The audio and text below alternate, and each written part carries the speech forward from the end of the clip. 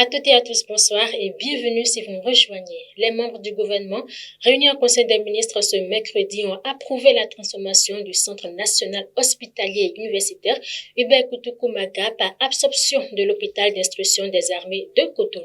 Cette décision s'explique par la volonté du gouvernement de fusionner ces deux structures afin d'en optimiser les prestations au profit des usagers. La mise en commun des moyens va donc favoriser la mutualisation des ressources disponibles dans les deux structures, le renforcement des pôles de spécialité, une plus grande efficacité dans la prise en charge des urgences.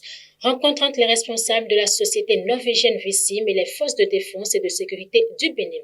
Les travaux en cours depuis hier sont consacrés au lancement officiel du système de gestion des frontières du Bénin. Ce projet mis en chantier depuis 2018 vise à lutter contre l'insécurité maritime, frein des opportunités de croissance du port autonome de Cotonou et la surveillance des frontières terrestres méridionales à Craqué et Ilakoundji. D'une durée de 15 mois, le projet prévoit à terme la construction de centres de contrôle à Cotonou. Au Tchad, le dialogue national inclusif et souverain a franchi une nouvelle étape après plusieurs suspensions.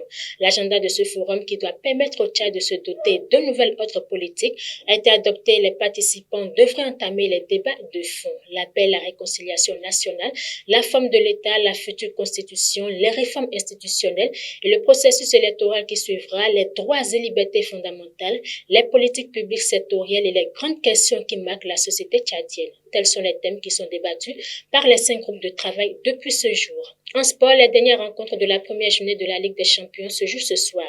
Au total, 8 rencontres au menu, dont 6 dans la soirée. Entre autres, la rencontre entre le FC Barcelone et le FC Vitória Plzen, le choc entre Naples et Liverpool, le déplacement de Bayern Munich sur la pelouse de l'Inter Milan, ou encore la rencontre entre les Anglais de Tottenham et les Français de Marseille. La deuxième journée est prévue pour la semaine prochaine. Ce qui est prévu pour vous juste après ceci, c'est la pub.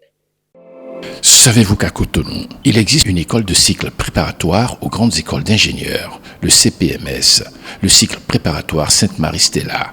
Au CPMS, suivez une formation tournée vers l'international dès le cycle préparatoire et poursuivez vos études d'ingénieur dans les grandes écoles d'ingénieurs en Europe sans passer un concours.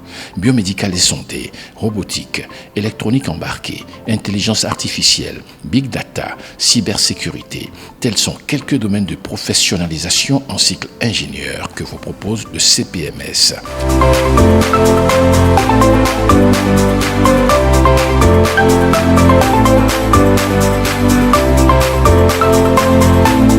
Le CPMS est ouvert aux bacheliers des séries C, D, E et F. Contact 62 72 10 72. Mesdames et messieurs, fin de ce Flash Info. Merci d'être restés en notre compagnie. Bonsoir chez vous.